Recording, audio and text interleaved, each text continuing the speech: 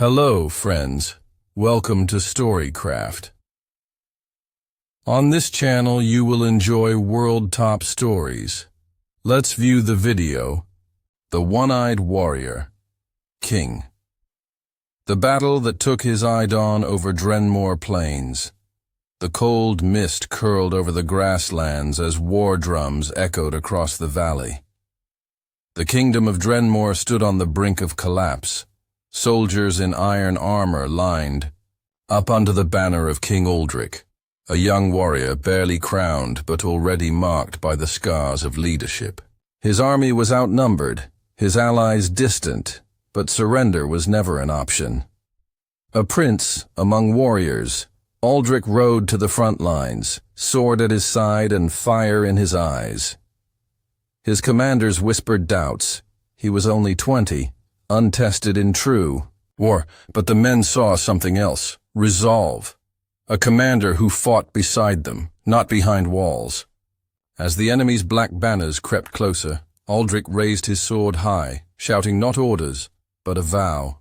Today, we carve our legacy into the bones of the earth.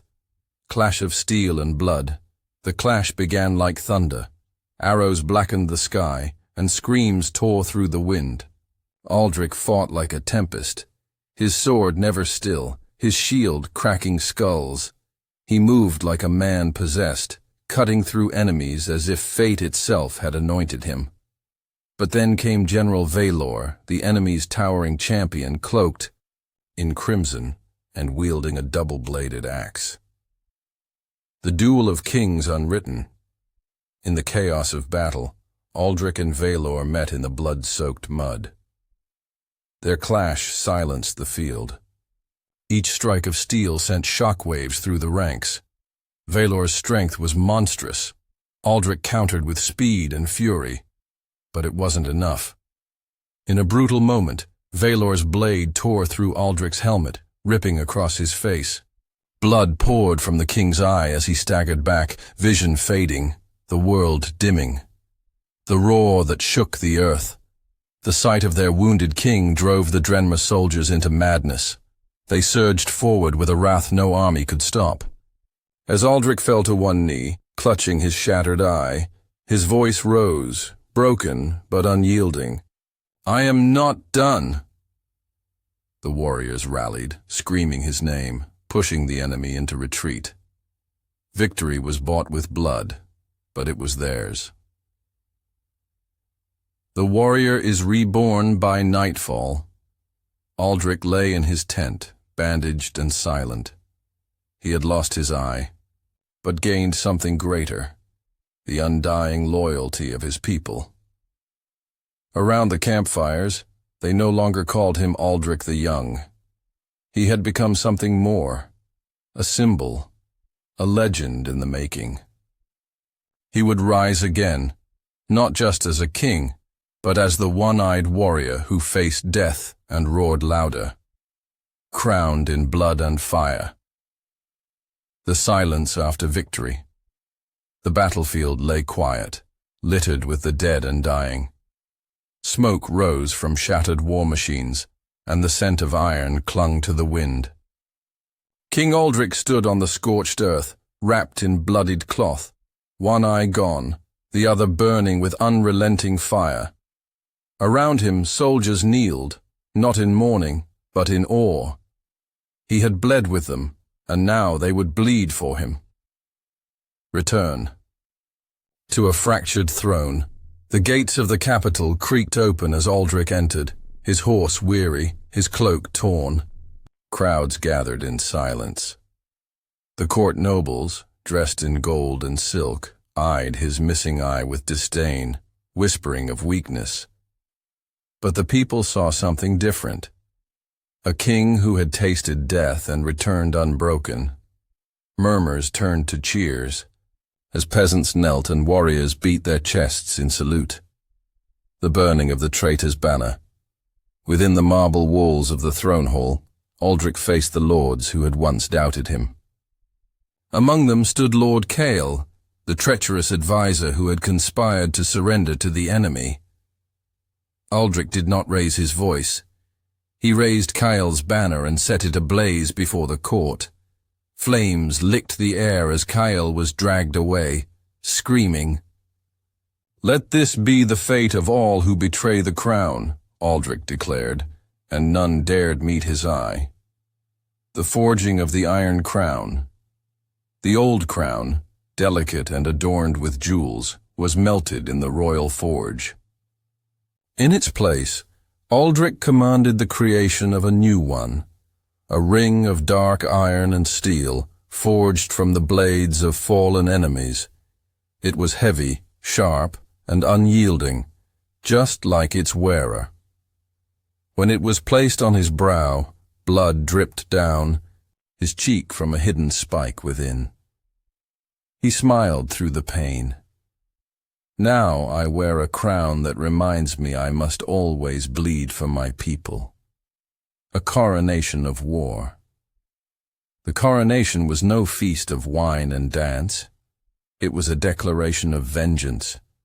Fire pits roared in the great square. War horns echoed through the hills. Aldrich stood atop a stone platform, sword in hand, the iron crown glinting under storm clouds. "We are not broken," he shouted to the masses. "We are reborn."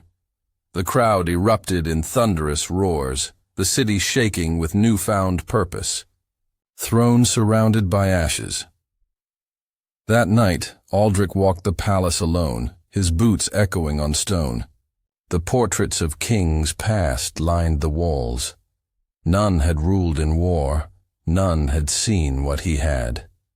He halted before the throne, not to sit, but to kneel. "This throne will burn if needed," he whispered, "but I will never fall." Lightning flashed outside, shadows flickered, and in that moment, the one-eyed king ceased to be a man of legend. He became the storm itself. The curse of the seer. The arrival of the pale woman Rain fell in sheets as a cloaked figure rode through the castle gates. Her horse was white as bone, her skin pale as moonlight. She wore no crest, carried no banner, only a satchel of scrolls and a blindfold over her eyes. The guards hesitated, but parted. Word had already spread. The seer of Alaris had arrived, eyes. That see the unseen in the torch-lit throne room. The seer stood before King Aldrich. Though blind, her sight pierced deeper than vision. "You wear a crown forged in wrath," she whispered. "But fire that burns too long consumes its bearer." The court mocked her riddles, but Aldrich silenced them. "Speak your truth," he said, and so she did. The prophecy of the crimson moon. She unrolled a blood-stained scroll and read aloud. "When the eye is lost and the crown is born, a kingdom shall rise, but the king be torn. Betrayal will come from blood once near, and the end will begin when the crimson moon is here." The words echoed, chilling the room to its stone bones. Whispers in the halls, fear crept like smoke through the palace corridors. Nobles whispered in corners, priests cast salt and prayers, and old servants wept quietly. A prophecy from Alaris was no superstition. It was history yet to unfold. Some urged Aldrich to exile the seer, others wanted her burned. But the king, though shaken, chose silence. A brother's shadow. That night, Prince Raiden returned, Aldrich's younger brother, long missing after fleeing the war. Clad in black, his smile was soft but cold. "I heard of your victory, and your wound," he said. The brothers embraced, but tension lingered like smoke. Raiden's eyes studied the iron crown, and something dark flickered behind his smile. The seer's second warning. In a forgotten chamber beneath the chapel, Aldrich sought the seer alone. "Is it him?" he asked. She touched the wound over his lost eye, and whispered, "Blood is not always loyalty. Watch the one who calls you brother, for he drinks from ambition's poisoned well." Her breath grew shallow, her skin paled further. "The curse has passed to me. I have seen too much." And with that, she collapsed, lifeless. Buried in silence. The seer was buried beneath the castle without ceremony. No bells rang, no words spoken.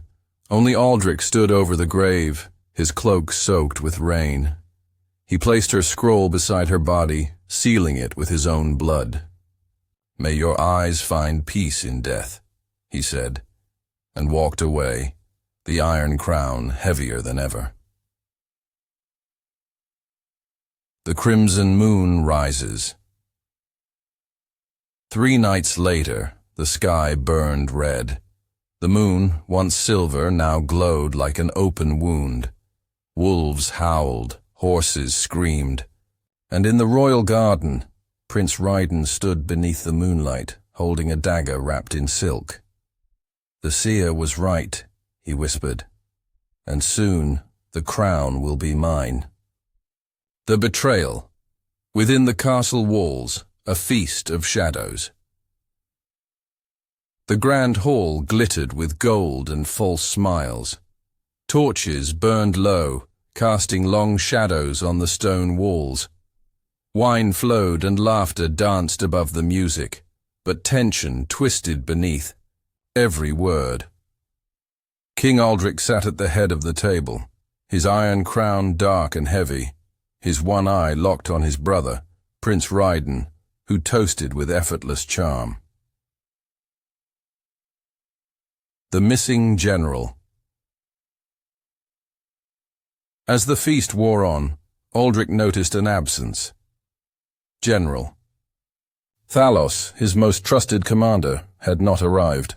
Whispers claimed he'd been summoned to the northern garrisons, but Aldrich had not given that order.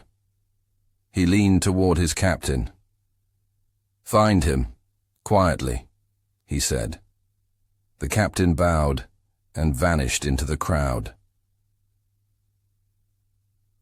The dagger in the wine servant approached with a goblet carved from obsidian, reserved only for the king. But as Aldrich raised it, his instincts screamed. He paused, watching Ryden's reaction. A flicker of eagerness. A slight breath held. Aldrich turned and offered the goblet to a nearby court poet. The man drank, and within seconds collapsed, choking, eyes wide with terror. The hall erupted in screams, steel in the throne room. Guards drew their swords. Guests scattered like frightened birds. Ryden stood slowly, his smile gone. "It wasn't meant to be this way," he said. Aldrich rose from his seat, sword already in hand. "You would kill your own blood for a crown?" Ryden stepped forward. "You bled the kingdom for war. I will rule with peace." Aldrich roared back, "You mean to rule with poison and cowardice?" Brothers at war steel clashed in the throne room. Aldrich, despite his wound, fought like fire. Ryden, swift and deadly, moved like a shadow. The guards dared not interfere. This was more than treason. It was destiny unfolding. Blades rang like bells. Sparks lit the air. At last, Ryden struck low, slashing Aldrich's thigh. The king fell to one knee, blood pouring. The mask falls. Before Ryden could finish the strike, the captain returned, dragging General Thalos, bound but alive. "He lives!" the captain shouted. "He was imprisoned by the prince's men!" Ryden's eyes widened. The mask of righteousness shattered. "I did what I had to," he snarled. "You would have led us to ruin." Aldrich, with a cry of fury, drove his sword upward, Steel pierced Raiden's chest. The end of a brother. Raiden collapsed into his brother's arms, blood soaking Aldrich's cloak. "I wanted to be more than your shadow," he gasped. Aldrich held him tight, pain in his eye and heart. "Then you should have stood beside me," he whispered. Raiden's last breath faded, and the hall fell into stunned silence.